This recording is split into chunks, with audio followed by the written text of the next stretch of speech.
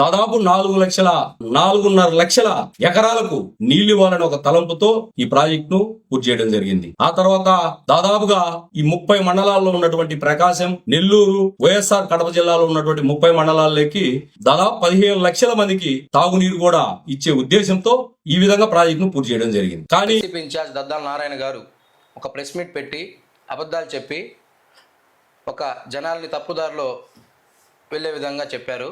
దాన్ని మేము తీవ్రంగా ఖండిస్తున్నాము. వాళ్ళు కొంచెం స్టడీ చేస్తుంటే బాగుండేది. ఈ ప్రాజెక్టు గురించి మేము వివరిస్తాము. మా ముఖ్యమంత్రి చంద్రబాబు నాయుడు గారు ఈ ప్రాజెక్టుని గుర్తించి శంకుస్థాపన చేయడం జరిగింది. 4 లక్షల ఎకరాలకి సాగునీరు ఇవ్వడానికి, 15 లక్షల మందికి తాగునీరు ఇవ్వడానికి ఈ ప్రాజెక్టుకి శంకుస్థాపన చేయడం జరిగింది. తర్వాత వచ్చిన కాంగ్రెస్ ప్రభుత్వం, అది రాజశేఖర రెడ్డి గారి ప్రభుత్వం, జలయజ్ఞంలో భాగంగా దీని ఎస్టిమేషన్ 5,000 కోట్లుగా వేశారు. అయితే కాలక్రమేణా ఇది 10,000 కోట్లకు వెళ్ళింది. కొంతవరకు పనులు జరిగిన మాట వాస్తవమే. తర్వాత వచ్చిన మా కూటమి ప్రభుత్వం 2014 నుంచి 19 వరకు 1,313 కోట్లు ఖర్చు పెట్టడం జరిగింది.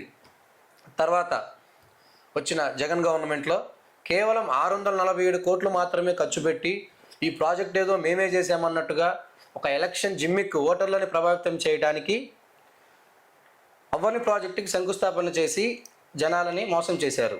అది గుర్తించే మా కూటమి ప్రభుత్వానికి అధికారం ఇచ్చారు ఈరోజు మా ప్రాంత ప్రజలు.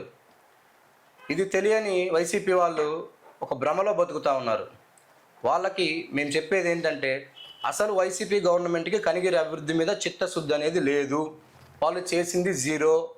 రేపు పొద్దున పామూరు బస్టాండ్లో ఓపెన్ ఛాలెంజ్ ఏ వైసీపీ కార్యకర్తకైనా సరే, నాయకులకైనా సరే, వారి ఇన్ఛార్జ్ దద్దాల నారాయణ గారికైనా సరే, ఒకసారి మీరు రేపు పొద్దున 9ంటికి పామూరు బస్ స్టాండ్కి వచ్చి మా నాయకులకు కానీ మా కార్యకర్తలకు ఎవరికి ఫోన్ చేసినా సరే, మేము కేవలం ఈ 2 ఏళ్లలో మేము చేసిన అభివృద్ధి పనులు మీకు చూపిస్తాం.